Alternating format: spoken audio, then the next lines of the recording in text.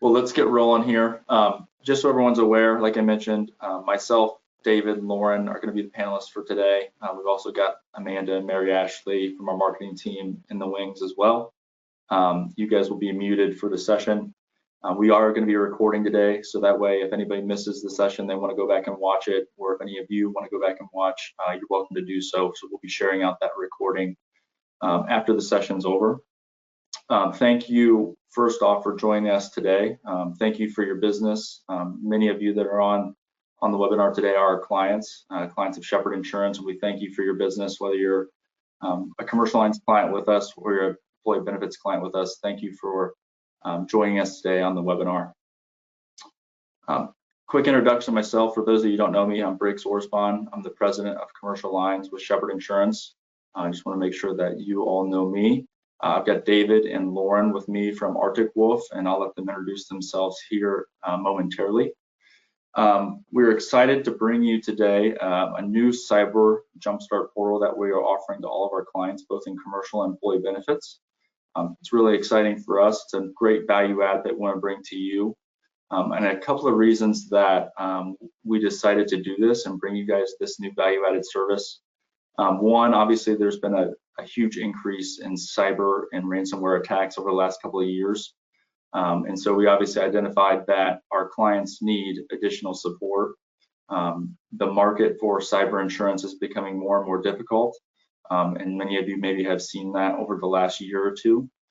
So anything that we can do to assist you guys in making your organizations, your operations more secure, to protect your businesses, to protect your assets, obviously helps on the front line, but it also helps you become more insurable to the carriers. And so that's kind of our main goal. We want to give you the resources and the tools to be successful and to make your organizations as secure as possible. So that's kind of the main reason. There's three main features and objectives of the portal. One is to help build and implement an incident response plan. David is going to jump into the details on this. That's the first. The second is to help with imminent threat scanning to identify critical vulnerabilities within your guys' organizations.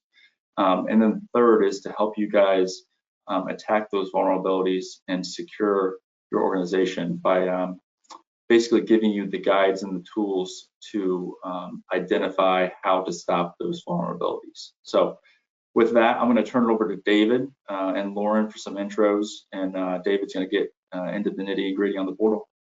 Thanks for joining. Yeah, thank you for that warm introduction, Briggs. I'm happy to have this discussion with everybody on the call here today. I've known Briggs and the Shepherd team for many years on this side, and one thing that I've always respected about Briggs and his team is the commitment to quality that they've got, and the commitment to just frankly good client service too. That's something that I know from my own past as a commercial property and casualty insurance broker, that not every brokerage and not every broker has that level of commitment. So I just wanted to give Briggs a little shout out there. He's a humble man that wouldn't brag about himself. I share no such qualms, so I'm going to brag about him in his absence. So in any case, great to meet everybody on the call here. Like Briggs said, my name is David Cruz. I'm the Director of Insurance Alliances here at Arctic Wolf. We'll get into who we are in just a little bit so you understand, what we're bringing to the table here. But my background, like I said, is that of a commercial insurance broker. And I actually spent 6 years as the director of a cyber insurance practice at an agency up here in Madison, Wisconsin, my home base. So I've been involved in the cyber risk, cyber insurance, cybersecurity conversation in one way, shape, or form for about the past 10 years. And it's changed substantially then. Either the job that brokers have to do now and the job that you as insureds have to do to demonstrate insurability has gone up significantly over the past few years, as opposed to when I was writing the coverage in 2017 and 2018, when it was frankly very easy to do. So your job has gotten harder, but we're here to see if we can't make that a little bit easier for you. So we'll dive into that just a little bit, but before we do that, I want to introduce my colleague Lauren Reed as well, who's been with us since the very beginning. Lauren.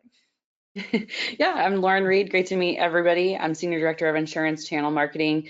Been with the incident response team at Arctic Wolf from the very beginning, and have seen through the years how unfortunately devastating different attacks can be, and also how avoidable they can be. So super excited to kind of talk through this program and talk about how all of your organizations can protect themselves better going forward. Yeah, Absolutely. So today's game plan, we're going to introduce ourselves in a little bit more detail and help you understand who Arctic Wolf is. And I think by introducing who we are as a company, you'll understand maybe what some of the reasoning behind why we chose to partner with Shepherd for this particular program. And then before we actually dive into those set of solutions that Briggs talked about, we're going to talk about the challenges that small and medium enterprises are currently facing when it comes to cybersecurity and how those challenges have really evolved over the past 10 years. But after that, we're going to look at Shepherd's new approach to cyber risk management that is core to what we're talking about here today, and the Cyber JumpStart portal that we'll get touched on later on. And then we're going to walk through 5 steps that you can take right away today to begin a security journey that's going to not only help you demonstrate insurability, but also reduce the frequency and severity of cyber claims that you might face as a business. So we're going to help you take some actions right away today that will help put you in a better spot, hopefully a better spot than you were when this webinar started here. So who is Arctic Wolf? Arctic Wolf is a global security operations company. We are headquartered right here in the Midwest. Lauren and I are both based in Madison. The company headquarters is in Minnesota. Globally, we've got 4,000 clients that we work with to deliver a whole host of security operations services, but primarily things like 24/7 network monitoring, security awareness training, vulnerability management, things of that nature. And that's delivered by 2,200 employees across the world as well. When we look at our relationships within the insurance business, we've been at this for about 11 years, which I know for a lot of businesses on the call here, you've probably been around 30, 40, 50, 60, 70 years. 11 years old in the cybersecurity world, you're a grizzled veteran at that point, because this is a young industry, but we are one of the mastheads within that young industry. We've been around for quite some time by cybersecurity standards. So with that, we've also done thousands of full-scale cyber investigations that we get from our 30 preferred insurance carrier partners. When those clients have a cyber attack and they file a claim on their insurance policy, we get brought in by those 30 different carriers to investigate what happened and what data was accessed and how it was accessed. And we've learned an immense amount about how these attacks happen by investigating how these attacks happen. And what we've done here is tried to take all those insights from both that thousands of global clients and the thousands of investigations we've done, and we've tried to package that in a usable set of actionable tools that you can use to actually improve the security of your business. Our services are delivered by 1,200 local, national, and regional technology providers. And really what we're aiming to do is security at scale. Every single second here at Arctic Wolf, we're analyzing over just about 6 million security events that we're observing across those 4 clients. So if something's happening, we are seeing that thing happen and we're alerting our clients. And all of that is just to say that the tooling that we're bringing to you is informed by just a heck of a lot of data that's making sure that what you're getting is actionable insights on the most imminent threats. And we'll define what that means in a little bit. So that's kind of who we are. So if we look at that, if 4,000 clients don't just happen, 2,000 full-scale cyber investigations don't just happen. They're indicative of some real challenges that small and medium enterprises are facing in 2023. So let's dive a little bit into what those challenges actually look like. So we had talked a little bit earlier about how this whole landscape has shifted so dramatically over the past 10 years or so. And we've got the data to back that up. Probably the biggest cyber insurance carrier that exists is Chubb Insurance. They've got a publicly facing portal where they share basically all of their claims data that they've ever collected from their cyber insurance claims. And over the past 10 years, the rate of claims that have been filed has increased by just an enormous amount, about 560% over that time. So when I started writing cyber insurance as a broker in 2014, I was way down on the bottom left of this chart. Claims almost never happened. The risks were pretty low. Even if the claims did happen, they were pretty inexpensive, and they were just sort of nuisance issues that, they just weren't that big of a deal. But really, the sands have shifted under our feet. If you took a job as a controller or a CFO or SVP of finance or something, and you were having a cyber insurance conversation in 2012 or 13 or 14, the world has changed since then. So it's a good time to stop and reassess, okay, what actually is our security posture? What exactly is our security risk profile? And are we doing things to actually address that? So it's just good to know that the challenge is a real one. And if you're feeling that, you're not alone. All of your peers are feeling that as well. And then if you actually were if you had the unfortunate event of actually falling victim to a cyber attack, the cost that it takes to recover from something like that have essentially doubled over the past 4 years as well, from about 90,000 in 2018 to just under 200,000 in 2021. And this data comes to us from a group called Net Diligence. They're essentially a cyber insurance claims data aggregator, essentially. So we know that incidences are becoming more common, and we know that they're becoming more costly in that same breath. So what does that mean for you as somebody who's in charge of managing an organization's IT systems, managing the organization's insurance portfolio? What that essentially means is that the challenge that we're looking at is that we've seen claims become much more frequent than they used to be. We've seen claims become much more severe than they used to be. And the carriers, because they're seeing that frequency and because they're seeing that severity, they are making the insurability process much, much more demanding for businesses. When I was writing insurance as a broker, in the kind of, like I said, 2017, 2018, 2019, the insurability process was I would give my client maybe a one-page application that had 2 or 3 questions on it. They would sign their name on the bottom, and the carriers would offer $5 million of coverage or something like that. It was a very simple process because the claims weren't as severe and they weren't as frequent. Because they're more severe and more frequent, that's why you're seeing those applications get broader and broader and broader and dig deeper and deeper and deeper into the kind of the nitty-gritty parts of your network and your cybersecurity infrastructure, because carriers are just seeing more and more of those things. So that is a real challenge that everybody from brokers to clients to insurance carriers, everybody's feeling that challenge together.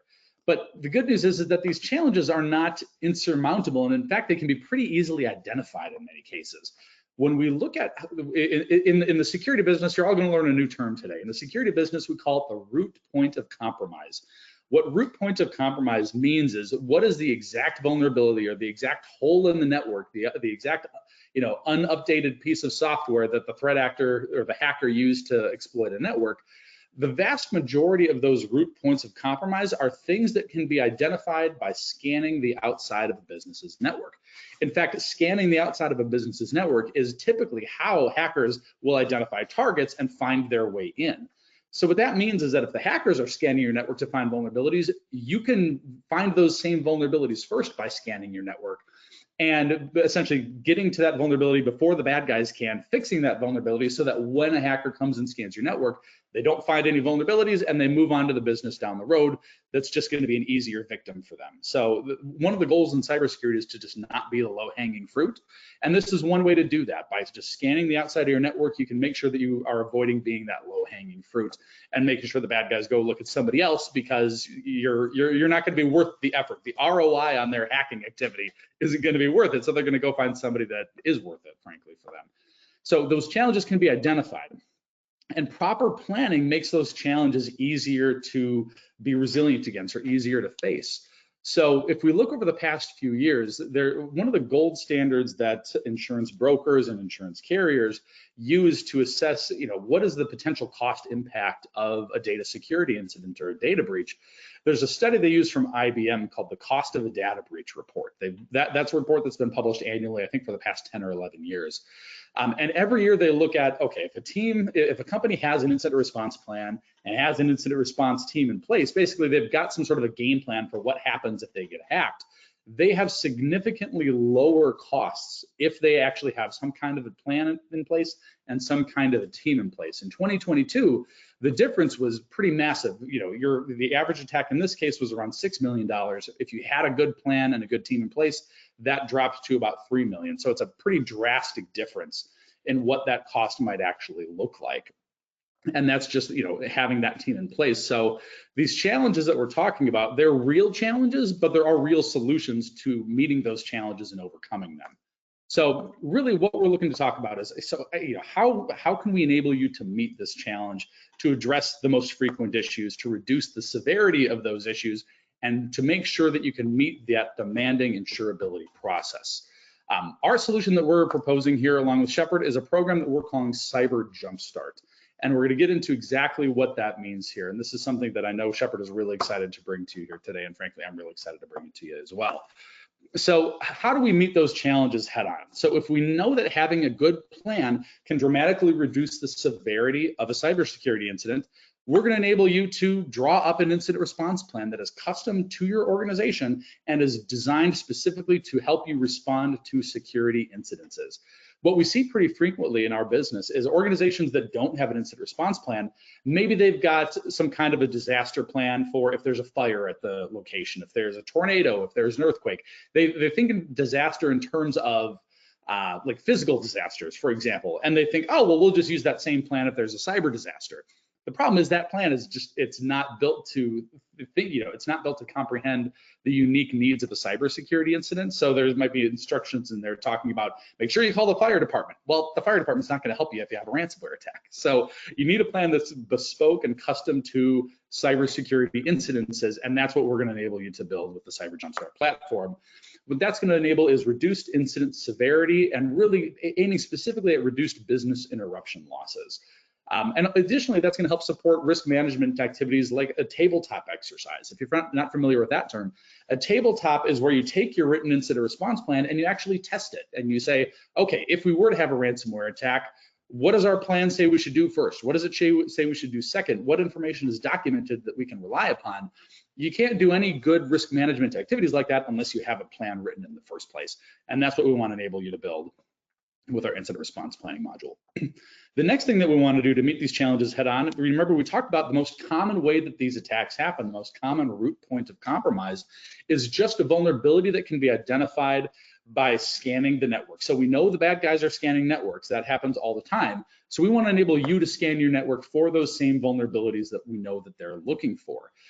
Threat actors tend to use a pretty small number of vulnerabilities to hack into companies. So the number of vulnerabilities that your IT team needs to think about is actually pretty minimal in a lot of cases if they're looking to have the greatest impact and reduce the frequency of claims and cyber attacks. So we're going to enable you to scan for the network threats that caused over 72% of all the cases that we worked in 2022. And really the aim there is to reduce incident frequency, but also identify vulnerabilities that are going to be immediate disqualifiers for your cyber insurance. Pretty much every cyber insurance carrier in the market, and I'm sure Briggs can back this up, pretty much every carrier in the market is doing some kind of external scanning during the underwriting process.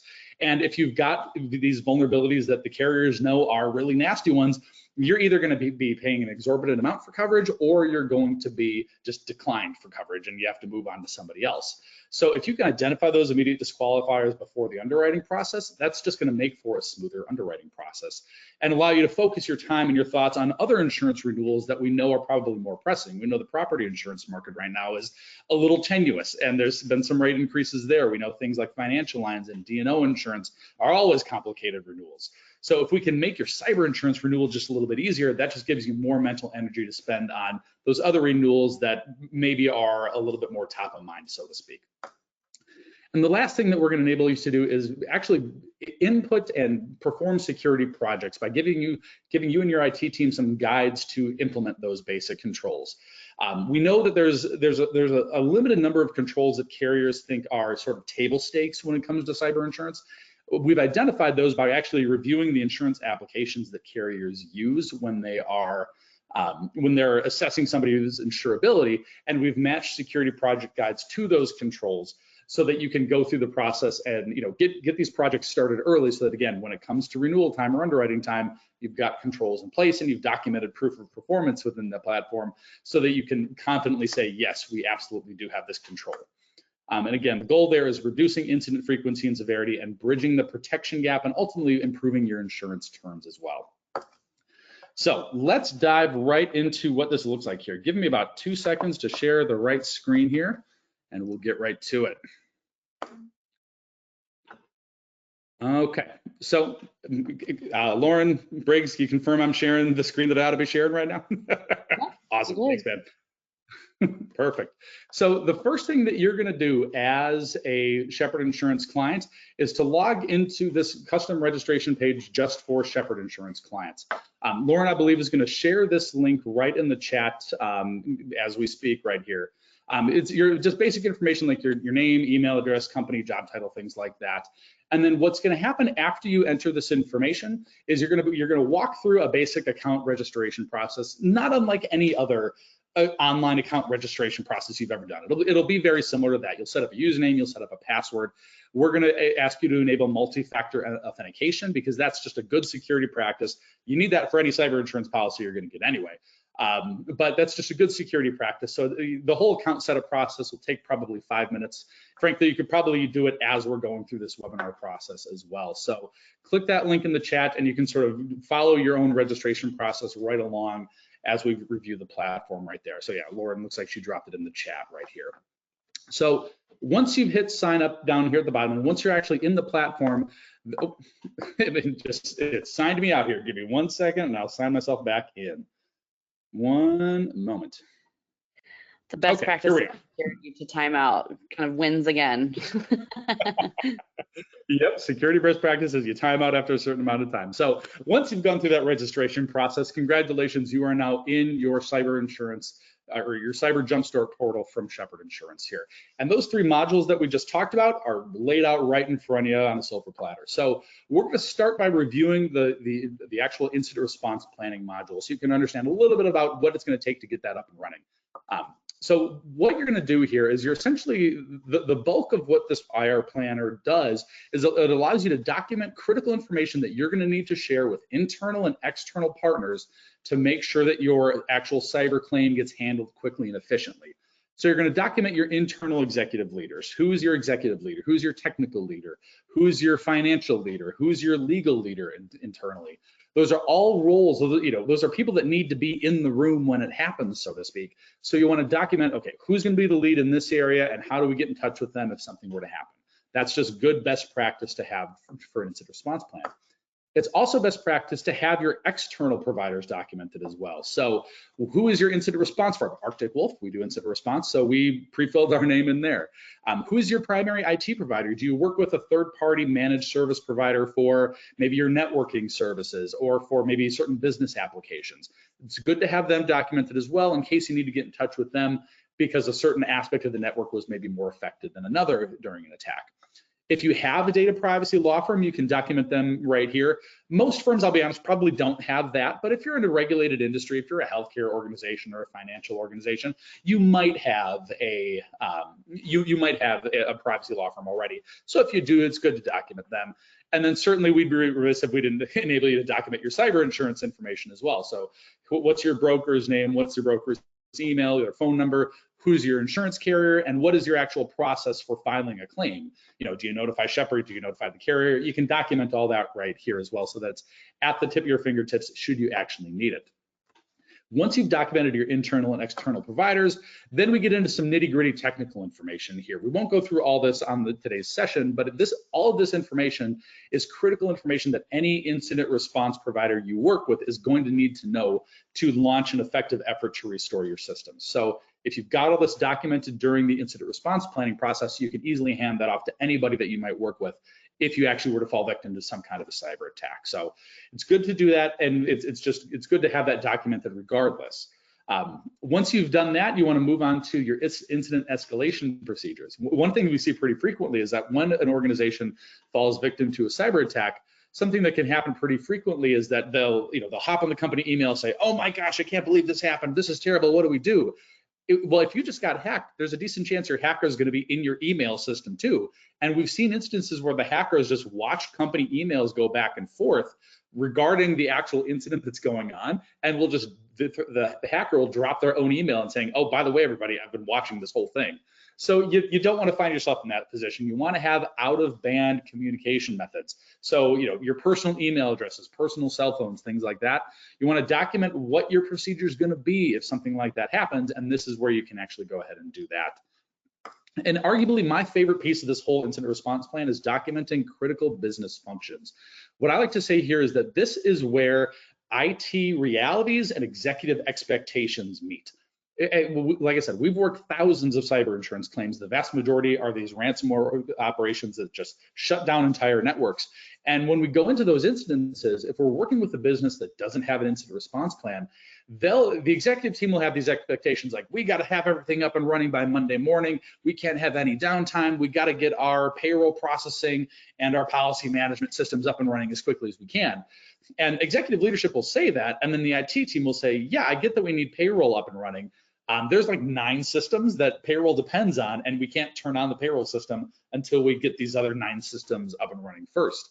So if that conversation is happening for the very first time during an incident response, it's going to likely lead to some less than stellar outcomes, is maybe the politically correct way to say that.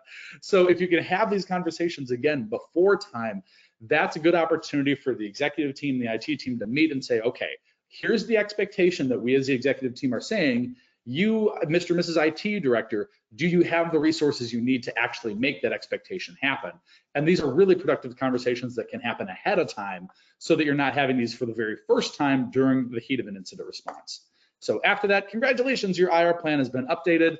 And then you can actually download a PDF summary of that incident response plan and stick it on a pegboard in your office, keep it in a drawer. We have a physical copy of it. And even if you don't have a physical copy, if you somehow fall victim to one of these ransomware attacks, you can always log into JumpStart and you can access that plan there as well. So the plan's easily made, and it's easily accessible should you actually need it. So that is the incident response plan 101 right there. From there, we're going to actually move into the actual JumpStart threat scanner. So earlier we talked about the sort of the #1 root point of compromise that we see are these external vulnerabilities, which is just unpatched software is a great example. That unpatched software is often something that hackers will use to get into a network and launch ransomware attacks. So if you can find those same vulnerabilities that we know hackers are using to launch attacks, you can prevent a lot of attacks. That's the whole idea. We want to reduce attack frequency here. So in this account here, this is just a demo account, for example. But what we've done is we've essentially added in this business's, we call them attack locations. So if you're an insurance buyer right now, you're probably familiar with something like a property schedule where you just list all your physical properties. Attack locations are the digital version of a property schedule. You can kind of think of them that way. So you document your digital locations, and then we will scan each of those digital locations for what we know the most frequently compromised vulnerabilities are. And if we find them, we're going to tell you about it. So in this example, one of the vulnerabilities we identified is something called RDP. The only thing you need to know about that is that this single vulnerability represented 25% of all ransomware attacks that we saw last year. And that's hundreds and hundreds and hundreds of attacks. So if you find just this one, that's going to be something that's going to be an immediate disqualifier for cyber insurance, and B, is you're very likely going to fall victim to a ransomware attack if this isn't properly secured. So if you find something like that on your network, you can view some details, you can get a little history of, okay, where is this vulnerability present? What's an overview of how it might actually become compromised? And then from there, there's really a couple of things you can do. You can hit this Get Help button, and then you can say, hey, I need to know how to fix this. I don't really know how to fix this.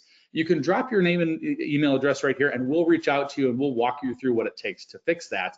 If you actually, just want to hire us to fix it, we can do that for you, and we'll give you preferred rates as a Shepherd client.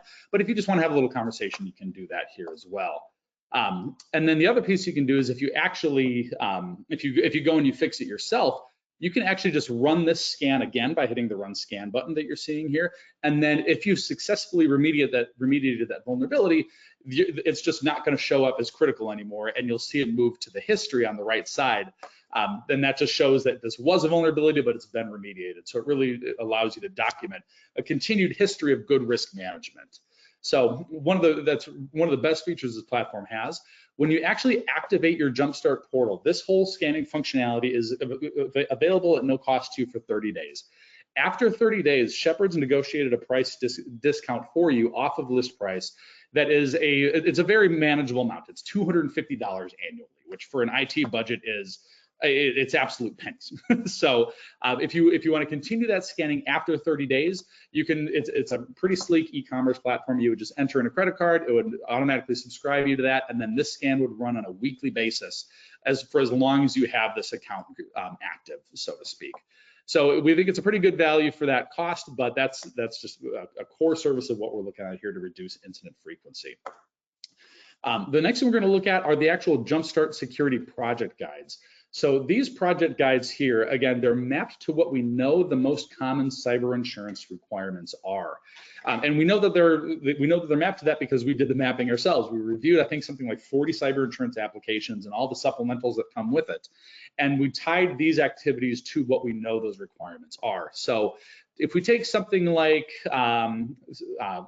multi-factor authentication, for example, that's something that I'm sure everybody on this call, if they've ever had to fill out an insurance application, they've heard of MFA before. So MFA falls under a category of security controls called identity and access management. So if your insurance carrier is saying, hey, you need to do X, Y, and Z with MFA, you can hit on this identity and access management piece. You can get a description of what this control means. You can learn about what this control actually looks like and how you can begin to implement it. You can learn a little bit about some of the threats associated with not having it. And then from there, there's a couple things you can do. If you currently have that control in place, great. You can hit this Get Started button and document proof of performance right here so that when your insurance renewal comes up, you can rely on this platform to say, yep, we implemented that control on this date. And here's a PDF of an invoice we paid. Here is a statement of work from a company that gave it to us, or something that just allows you to support that proof of performance. You can document that right here.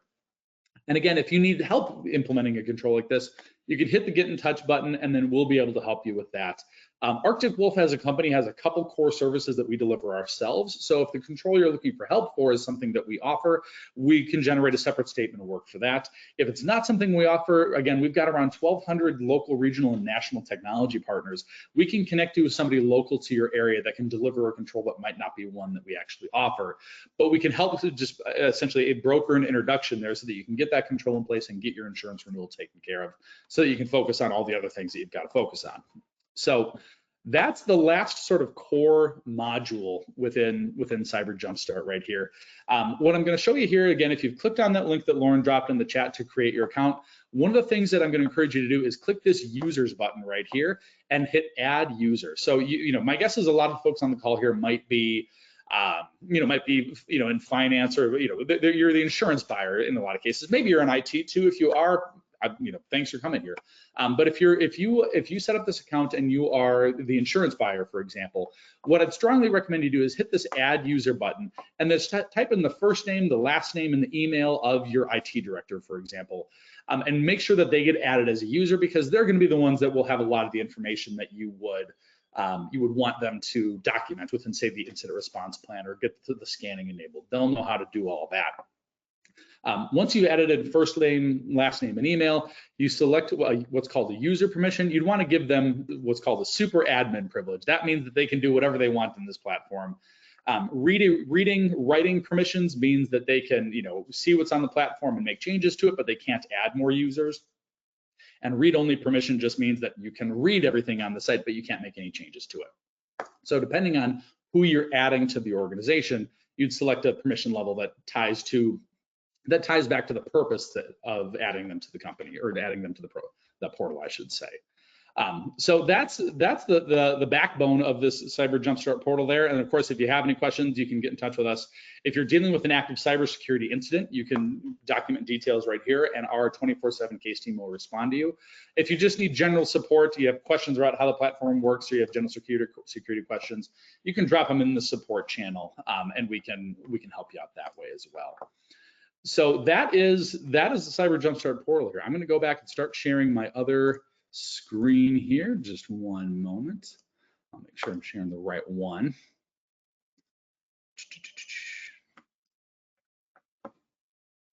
Okay. Oh, I think I might be sharing the wrong one.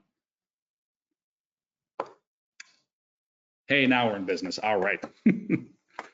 Good deal. So again, just to review what your next steps are. So your first step is going to be to register your organization.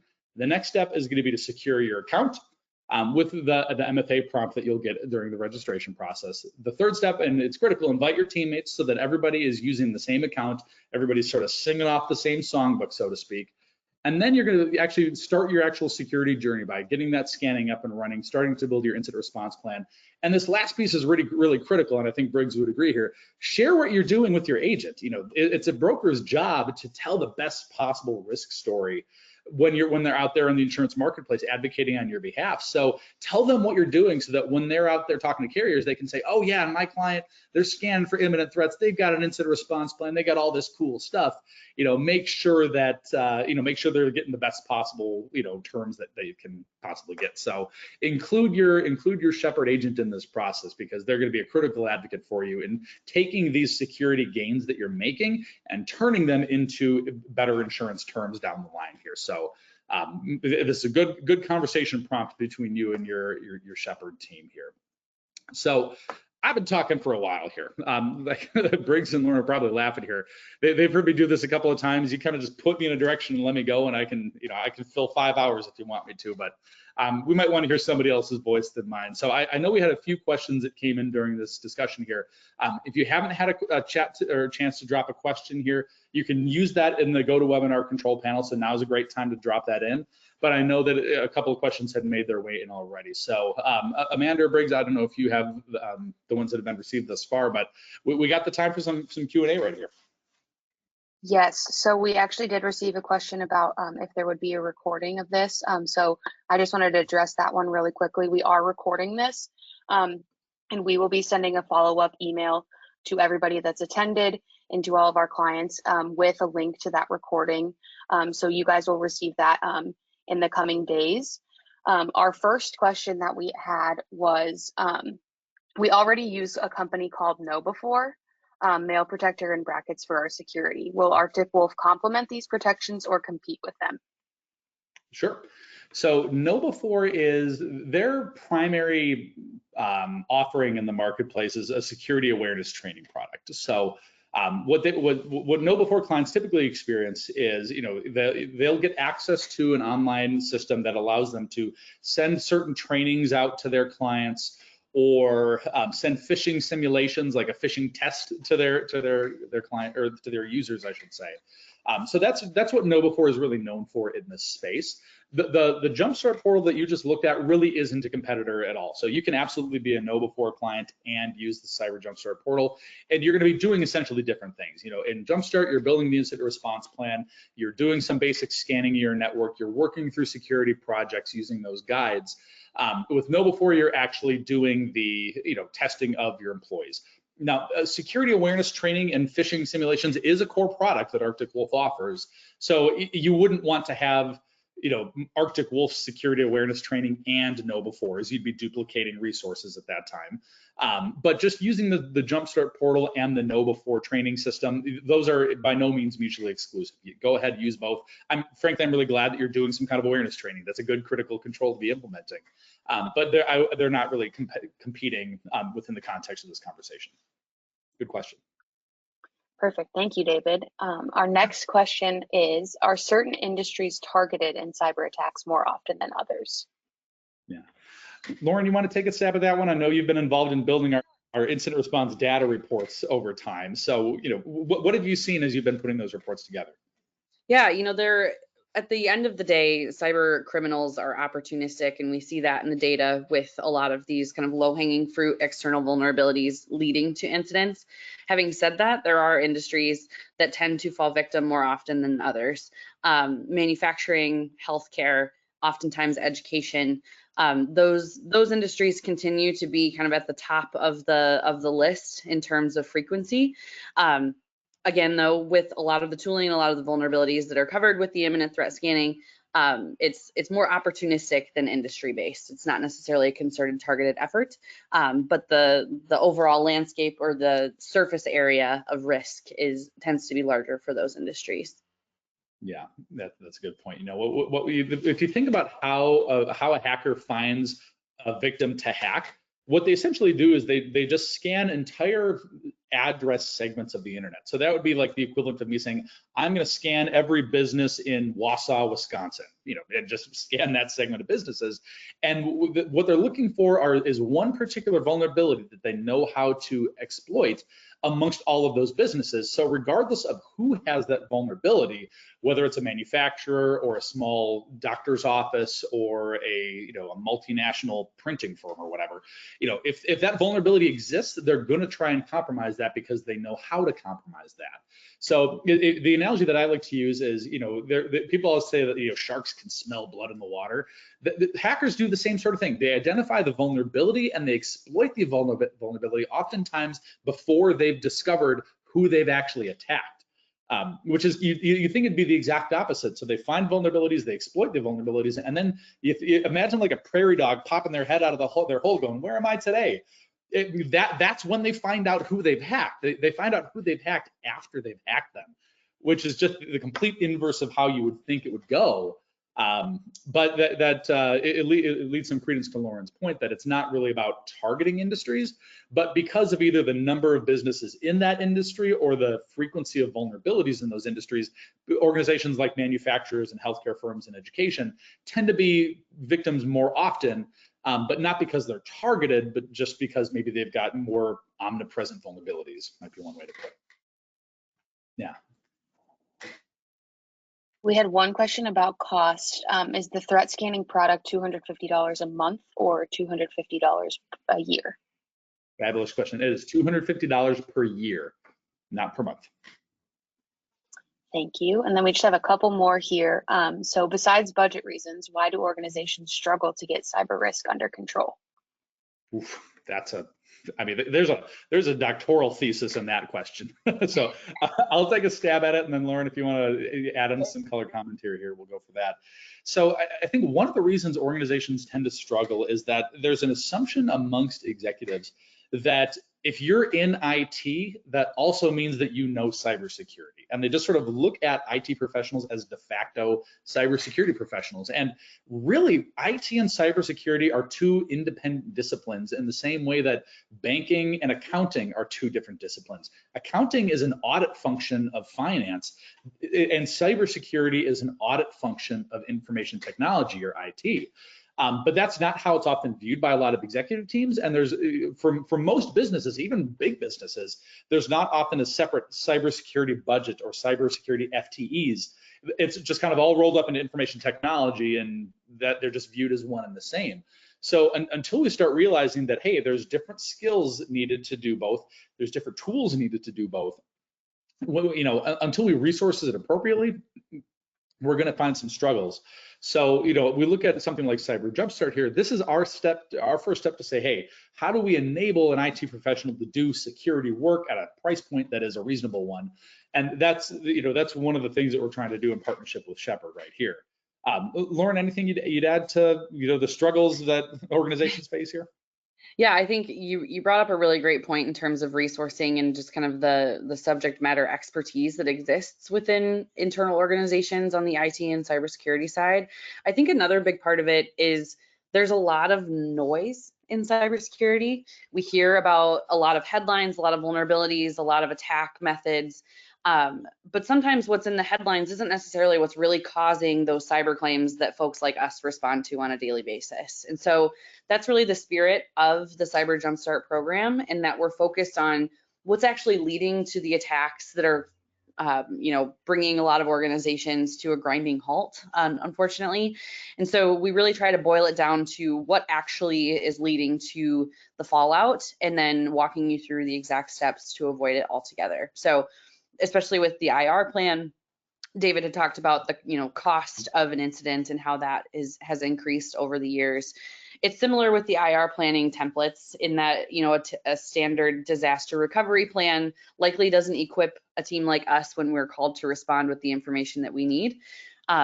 So much like the imminent threat scans with looking at the claim or the threats that are actually leading to claims, the incident response plan is really to answer a lot of those questions that we would need to get answers to at the beginning of a response anyway, so that we're kind of starting on second or third base, as opposed to having to have conversations with the client about very kind of basic things like how your network is segmented or those business critical systems. So it's really cutting through the noise to make sure that what we're focused on is what those biggest risks are, and then walking through the steps to avoid them. Yeah.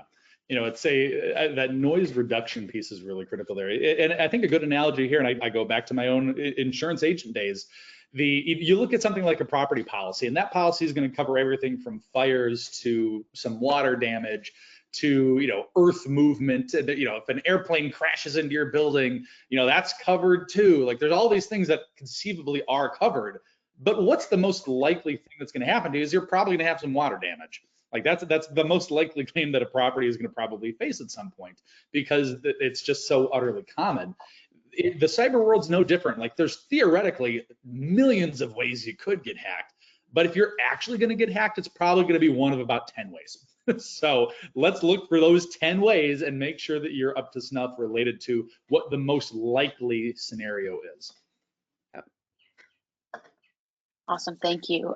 I don't see any other questions, so I did just want to really quickly reiterate that we will be sending out a follow-up email with the recording, and in the coming days you should see more information on our website as well about this platform and how you can get access. And then, as always, you can always reach out to your agent that you work with.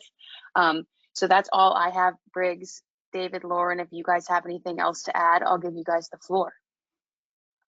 Really appreciate David and Lauren taking the time to walk everybody through this new portal that we're offering to our clients. So thank you both and your partnership. To our clients, once again, thank you for your business. Thanking you to allow us to serve you and to bring you these great value-added services. So we hope you take advantage of them. Like Amanda said, let us know if you have any questions. Yeah, and we'll just echo the thanks on our side. Thank you so much for the opportunity, Briggs, and for everybody joining here today. You've taken a good step already and just wrapping your arms and your minds around this really complex challenge here, but it's a challenge that we can meet, and we meet it together. So I think we're good on our end. Unless, Lauren, you have any words of wisdom to wrap up with?